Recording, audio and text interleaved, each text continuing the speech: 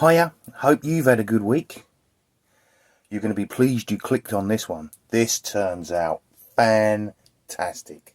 Does start off a little bit scabby, look. So, first things first, let's strip it down. Let's give it a spray. Good old WD-40. Always eases the dismantle process.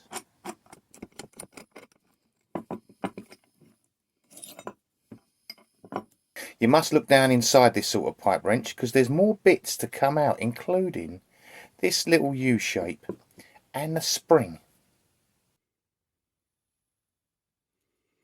Really important that you put the little bits somewhere safe and somewhere waterproof. This is the second use of that batch of deoxy I mixed up for the last tool I've done. There's not quite enough, so I have to mix up a little bit more here for the handle and the jaw.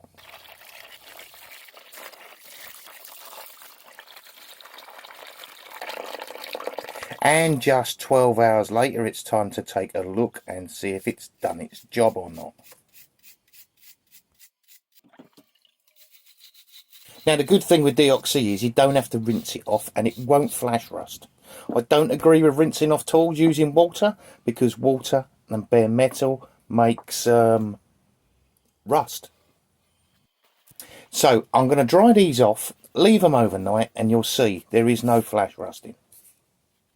And that tiny little spring has come up like new, isn't it? Back in the tub for these three bits, you don't want to lose them now. Now that quick derust and scrub with a wire brush has brought that logo up lovely. Unfortunately you can see some pitting and it is a little bit rough all over. So, time to get the sandpaper out. This video took us 17 hours in total, reduced down to just over 5 minutes for your viewing pleasure. YouTube have made a little thumbs up button for you to push to show your appreciation. Now, as this is an extreme restoration video, I cannot leave these little pit marks showing. I am now going to spend quite a few hours with different grades of sandpaper getting rid of all those pit marks. So we'll skip forward to cleaning the three smallest items, starting with the spring.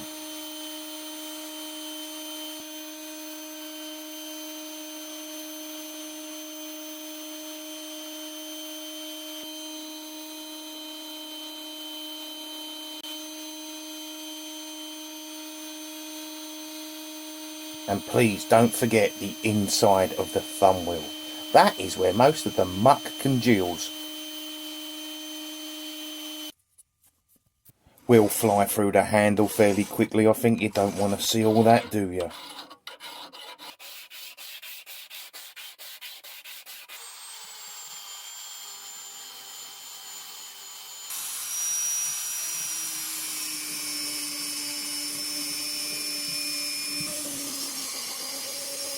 Many hours later.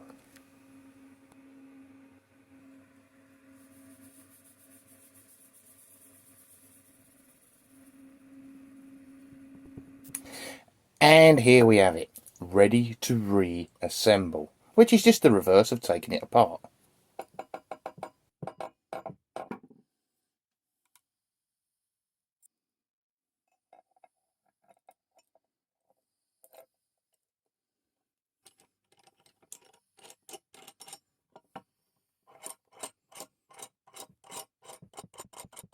Now, the whole time I was putting this together, I was thinking, it's not quite right.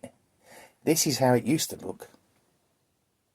And then this is how it looked when I put it together. And I'm still thinking, this doesn't look quite right.